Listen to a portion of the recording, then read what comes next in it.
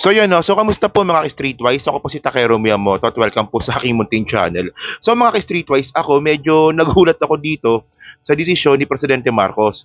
Kasi nag-appoint siya sa DepEd ng isang anti-Marcos.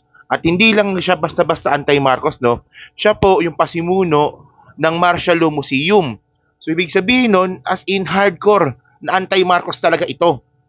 So ito, para makuha natin yung narrative mga kababayan, basahin po natin tong balita from Philstar. Sige. So ito no, Marcos appoint former Robredo spokes Ateneo Dean to DepEd. Okay. So actually, tatlo ata sila dito eh. So sabi dito no, okay, according to Presidential Communications Office on Thursday, October 3, Marcos has also appointed lima pala, five other officials to DepEd including the co-founder of school that conducts martial law simulations to teachers, student about Marcos Senior dictatorship. Okay. So Marcos appointed Georgina Yang. So bali yung binabanggit niya dito tungkol dito sa martial law museum na yan, ang pangalan niya ay hanapin natin na. Ito, si Meanwhile, okay? Baba natin. Yan. Meanwhile, Marcos has also appointed Annie Rosa Almario. So yan the co-founder and director of Raya School as an Assistant Secretary of Curriculum and Teaching. Isipin nyo itong si Annie Rosa Almario, di ba, co-founder po ng Raya School, is in-appoint po ni PBBM as Assistant Secretary sa mga curriculum po ng pagtuturo. So bali, meron siyang magiging trabaho para po sa mga curriculum at kung ano yung ituturo sa mga estudyante. Di ba? So, baba natin sabi dito, Raya School is described as a progressive school dedicated to helping children discover themselves, their roots, and the world around them according to its website. Okay? So, continue pa. The school holds annual martial law simulation exercises to make students understand how people's fundamental rights were trampled during the regime of ousted dictator Ferdinand Marcos Sr. according to reports by Rappler and the Philippine Daily Inquirer. So yun so gets nyo na. So itong si Annie Rosa Almario po ay inappoint po ni PBBM Assistant Secretary at siya rin po ang isa sa mga gagawa ng curriculum sa mga estudyante. Di ba? And then, ang background nga po nito ay nagtuturo po sila every year sa mga estudyante nila sa Raya School kung ano ba yung totoong nangyari base sa paniniwala nila noong panahon po ng martial law. So ano bang pinupoint dito ko dito mga kababayan? Alam nyo, ako wala na po akong pakialam, di ba? Kung mag-appoint ng dilawan si Presidente Bongbong Marcos, wala na po akong pakialam. 'Di ba dati medyo sensitibo ako diyan pero ngayon wala na po akong pakialam. Mas okay na po na mag-appoint si Presidente Bongbong Marcos ng dilawan kaysa naman sa mga sinto-sintong mga DDS. Hindi kasi ito pa yung pinakamalupit dito mga kababayan. Ito pa pinakamalupit dito. Okay. Tinanggap din po kasi ni Annie Rosa Almario yung appointment ni PBBM. So ibig sabihin nun, meron silang kasunduan. 'Di ba?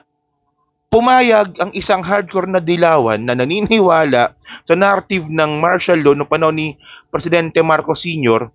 at pumayag siya ma-appoint ni PBBM. So, ibig sabihin, di ba, meron silang pagkakasunduan na.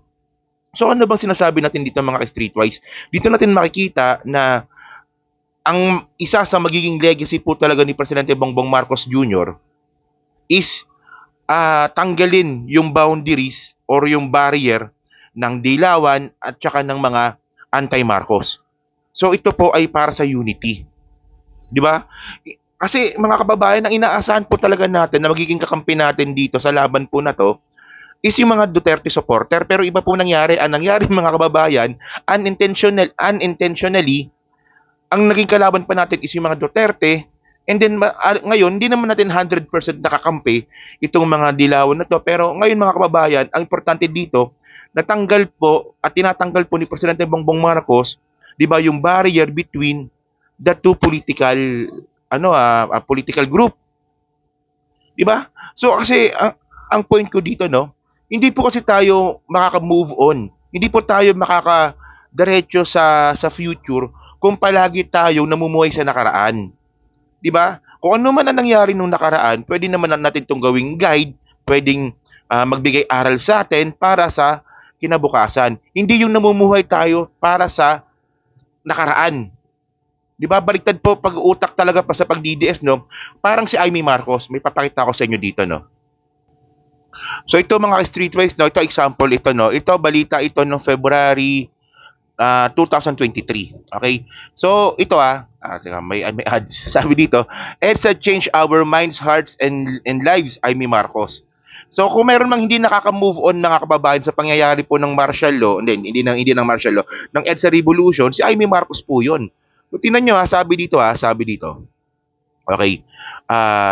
The events, sabi ni Amy Marcos to the events of February 25, 1986, 37 years ago, changed our minds, hearts, and lives in ways too many to mention. Senator Amy Marcos said on Saturday in a statement to make 37th anniversary of EDSA 1986 as a people power revolution that ousted her father, then President Ferdinand Marcos Sr. Okay. Sabi dito, no, for beyond the lesson of people power or even the other have called mere military adventurism a power grab or even the endless clash of elites. To me, the truth, EDSA, is that we owe millions Filipino living in squalor and insecurity, ignorance and hunger the promise of change, the senator said. O, di ba? O, para kay Amy Marcos, di ba yung EDSA po na yan, ay isa daw po itong power grab. So, hindi ka makamove on. Di ba 37 years na yan? Oh, tapos sabi pa dito, no, the EDSA is what we own of Filipinos still living in squalor and insecurity, ignorance, and hunger, the promise of change, the center said. O, di ba? Yun nga lang mga kababayan po kasi, iba po kasi yung ano, teka lang, di ba? So yun ang point mga kababayan, di ba? So, kung si Amy Marcos po ay hindi maka-move on diyan po sa nangyari po ng EDSA na yan, and then may mga dilawan din po na hindi rin po maka-move on diyan sa narrative ng mga martial law na yan. Kailangan ayusin camera ko. So ngayon, iba po yung style ni PBBM. Ang style po ni Presidente Bongbong Marcos ay mag-move on na tayo. Isa yan sa mga dahilan kung bakit po naghahati-hati ang mga Pilipino dahil po sa EDSA na yan tsaka sa martial law na yan. Matagal na po yan. Matatanda na po yung mga tao ng mga panahon na yon. So, di ka pa kasi para sa akin, no? Kung naniniwala itong mga dilawan na to sa paniniwala nila, let it be. Di ba? Pero mas ang importante dito is huwag tayong mamuhay sa nakaraan. Mas lalo tayong hindi makaka-move forward kung palagi tayong namumuhay sa nakaraan tulad po ng ginagawa po ni Amy Marcos. So anong ginawa ni PBBM ngayon? Di ba ang ginawa ni PBBM ngayon tuwing EDSA Revolution Anniversary, di ba nagbibigay siya ng statement. Tapos nag-alay pa siya ng bulaklak kay Ninoy Aquino tuwing death anniversary. So para sa 'di ba para sa unity, para 'di ba para magkaisa ang mga Pilipino, ayan po talaga ang pinaka adhikain po ng ating presidente Bongbong Marcos na which is para sa akin napaka sobrang agree ako dito. And then mga kababayan, 'di ba? Ang point dito, kung talagang ayaw talaga nitong inappoint ni PBBM, kung ayaw niya talaga sa mga Marcos talaga, hindi niya rin dapat tatanggapin yung appointment na binigay sa kanya ni Presidente Bongbong Marcos. 'Di ba ito nga si Rosa Almario? 'Di ba for example, ako si Rosa Almario, 'di ba taon-taon nagkakandak ako ng martial law dramatization sa eskwelahan ko. Well, kung ayaw ko sa mga Marcos, pag ako inappoint ni PBBM, hindi ko rin tatanggapin 'yan. 'Di ba? Oh, pero yun nga lang mga kababayan, tinanggap po ni Rosa Almario yung appointment ni Presidente Bongbong Marcos. So ibig sabihin nito, unti-unti na rin po talaga na naghihilom na po kung ano mang damage ang nangyari nung EDSA Revolution. Ganoon na naman kasimple yun. Di ba? Si Amy Marcos talaga, ito yung taong hindi makamove on eh. Oh. At saka mga ka-streetwise no, bukod dito sa hardcore dilawan na inappoint ni PBBM, inappoint niya rin po yung dating former Robredo spokesperson ba to? Ayan, no? Marcos appoints former Robredo spokes yan, di ba? Ateneo din. So alam mo po natin mga kababayan, pag sinabi mong Ateneo, anti-Marcos po talaga yan. Di ba? Isa yan sa mga indoctrination na yan. Kilala ko si ano eh. Si Orion, si Sir Orion Perez Dumdum. Di ba? Ano yun eh. Sa Ateneo galing yun eh. Alumni siya ng Ateneo. Kita mo, anti-Marcos yun. Kaya, ewan ko lang ha. Di ko alam kung sinisikreto niya pero ako nabanggit ko. So, ayan ha. Oh, according to President, okay, so ito nga no, so Marcos appointed Georgina Yang, okay, former official office of the Vice President nila ni Robredo, di ba? As an assistant secretary under the DepEd Office of the Secretary, di ba? Yang is current executive director of Galing Pook Foundation, the body behind the annual awards that recognize top performing local government units. So mga kababayan kasi, no, kung si Sara Duterte po yung DepEd secretary pa rin hanggang ngayon, malamang hindi nag-appoint ng dilawan 'yan. 'Di ba? Kasi si Sara Duterte po, may pagkakataon po no, bilang DepEd secretary po, si Sara Duterte po ay gumawa po ng isang executive order po sa DepEd na ituro sa mga estudyante yung nangyari po nung martial law. Meron yan, naging issue last year yun eh, naalala nyo ba yon? Di ba last year? Di ba nung, last year o this year? Di ba na merong EDSA Revolution Anniversary, tapos ang ginawa ni Sara Duterte, inubligan niya yung mga public schools na ituro po yung nangyari ng martial law at saka ng EDSA Revolution. So ang tanong dito, kaninong narrative yung ginamit ni Sara? Narrative po ng mga dilawan o narrative po ng mga uh, ng mga pro Marcos? Okay. So ito lang no, naalala ko lang bigla no. So isa sa mga example no na talagang hindi makamove on si Amy Marcos dito po sa EDSA na to. Kung napanood niyo po yung Made in Malacanang at saka yung Martyr or Murderer, dun po kitang-kita po talaga na ito si Amy Marcos po talaga ay ayaw talaga ng unity sa mga dilawan. Hanggang ngayon, 'di ba? Kasi ang point natin dito no, kung totoo naging biktima, 'di ba, ng EDSA Revolution itong si Amy Marcos.